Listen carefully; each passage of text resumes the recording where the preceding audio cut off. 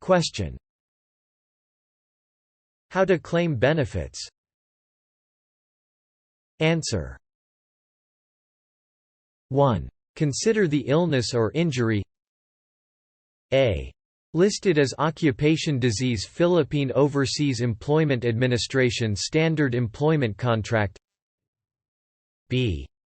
Disputably presumed work-related diseases, provided one is able to establish work causation. 2. Injury must be sustained during employment. A. Arose out of employment, pertains to origin of the injury. B. Sustained in the course of the employment, consider time, place, and circumstances when accident was sustained. 3. Procedures under Philippine Overseas Employment Administration Standard Employment Contract. A.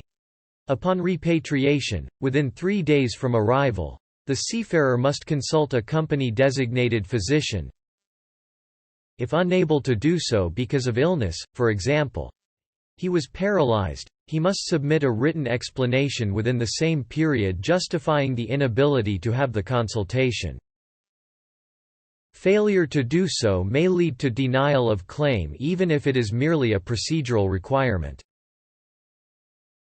B. The migrant worker then can seek independent doctor or own doctor to come up with independent assessment of his condition. If assessment is same with that of first one, the migrant worker accepts the benefit depending on his disability grade. 1. If diagnosis is different, Philippine Overseas Employment Administration Standard Employment Contract provides that it is the manning agency doctors, or that of the principal employer's finding that will govern. 2. In a case, the worker and the employer both have doctors who assessed the disability. Although there was no third doctor consulted, when it is shown on the basis of assessment that the finding of the doctor of the migrant worker is more reliable, logical and scientifically established, that may prevail over that of the company's physician. Hence, the court can evaluate the evidence presented and make its determination. C. Third option. Seek for a neutral doctor considering the choice of both parties, the worker and the company. The decision of this doctor is binding among the parties.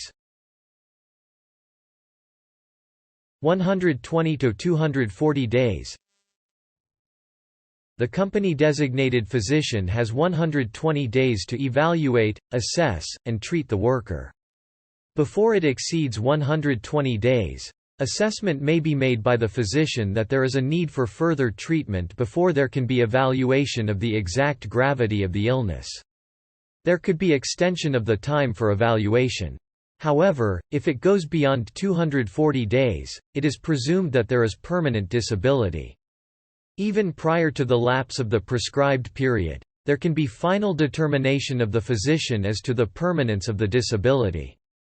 Supreme Court allowed either 120 or 240 days depending on the circumstances of the case. Vergara case. From October 6, 2008. Beyond 120 days already considered permanent total disability, but if the physician said he needs more days to treat, the disability is still temporary. 4. Conditions. A. Establish that seafarer contracted the illness from work. B. That the worker was exposed to such risk. C. That the injury was due to such exposure, and D. That there was no notorious negligence on the part of the seafarer.